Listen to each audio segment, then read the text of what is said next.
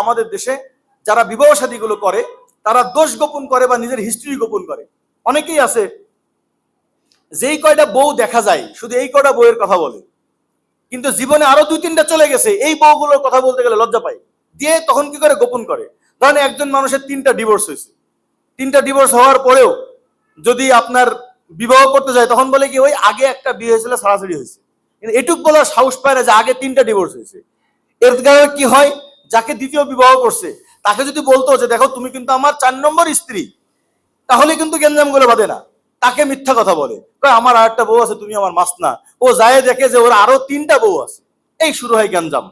আপনি আগেই সবকিছু পরিষ্কার করে নেন। যারা আপনারা একাধিক বিবাহ করবেন, আমি তাদেরকে বলতেছি, যারা একাধিক বিবাহ করার নিয়াত করেছেন বা যারা 2-3টা করেছেন আরো করবেন, বিয়ের যারাই বিবাহ করবেন, এখন যাদের একাধিক বিবাহ করার ইচ্ছা নাই তাদের হয়তো খুব বেশি দরকার হবে না এটা, কিন্তু যাদের একাধিক বিবাহ করার ইচ্ছা আছে বা যারা করেছেন, ভাই নেক্সট যাকে আপনি বিবাহ করবেন, যে নারীকে বিবাহ করবেন, আপনি তার সাথে পুরা ইসলাম আর ইমানের ব্যাপারগুলোকে আগে পরিষ্কার করে নেন। ভাই ওই যে অমুক হুজুরে শাইখুল হাদিস সাহেবের মেয়ে হেভি দিনদার, এই সংজ্ঞা ভাই বাদ দেন। ওই অমুক তাবলিগের মেয়ে হেভি দিনদার ফ্যামিলি, বাদ দেন এই সংজ্ঞা।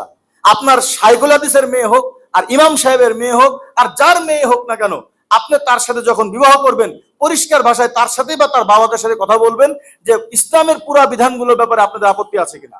এখন যেহেতু বিবাহ শাদী ব্যাপার, অতএব স্পেসিফিক এটা নিয়ে আপনি আলোচনা করতে পারেন। এবং আরো ব্যাপার হলো কোনো মাযহাবী সমস্যা আছে কিনা, যদি ভাই উনি আহলে হাদিসের হয়, তারা গলত না সহি এটা নিয়ে আমি এখন বলতে চাচ্ছি না, কিন্তু যদি আপনার যেই নারীকে বিয়ে করতে চাচ্ছেন বা যেই পুরুষকে বিয়ে করতে চাচ্ছেন এটা যদি আপনার এই ভিন্নতা হয়, তাহলে এগুলোকে এড়িয়ে চলেন। কারণ প্রতিদিন আপনি ওই দেখা যায় সংসার করবেন না বুকে হাত বাঁধে নিয়ে মারামারি করবেন বউর সাথে, বুঝতে পারছেন? এই জন্য এই ব্যাপারগুলো নিজেরা আলোচনা করে নেবেন যে ভাই আপনি আসলে আমাদের ফরমের মধ্যে এটা আছে যে দ্বীনি অঙ্গনগুলোর মধ্যে কোন অঙ্গনের সাথে আপনি আছেন। যেমন ধরেন কথা বোঝানোর জন্য বলতেছি, যারা যখন জামাত ইসলাম করে তাদের মেজাজ আর যারা তবলিগের মাস্তুরাত করে দুজনের মেজাজ কিন্তু একরকম না। এখন জামাত ইসলামের একজন রোকন মহিলার সাথে যদি একজন তাবলিগের মুরব্বীর বিয়ে হয় তো মনে করবেন এই জায়গায় আরেকটা বিকর্ষণ ঘটবে, বুঝতে পারছেন? তো এই জন্য এই ব্যাপারগুলো যে যারা আমরা বিবাহ করব যে নারীর এই ব্যাপারগুলো ঠিক আছে কিনা। সেদিন একজন আমাকে বললো হুজুর আমি তো বিয়ে করছি কিন্তু ও তো পুরা জাকির পার্টি, ও বলে বাবা বাবা করে। আমি কিরে, আমি একদম মনে করতাম ওর নিজের বাবার কথা কয়, পরে দেখি যে না ওর ওই হলো ওই জাকির পার্টির বাবার কথা কয় সবসময় বাবা বাবা। আমি তো মনে করলাম কিরে এতে হেভি পিতা ভক্ত বাপ ভক্ত, পরে দেখি যে ওই টাক বাবা আর কি, এই বাবা না। এখন পড়ে গেছে পেরেশানির মধ্যে। এই জন্য বিয়ের আগে আপনি কোন দ্বীনি এদারা নিয়ে চলেন।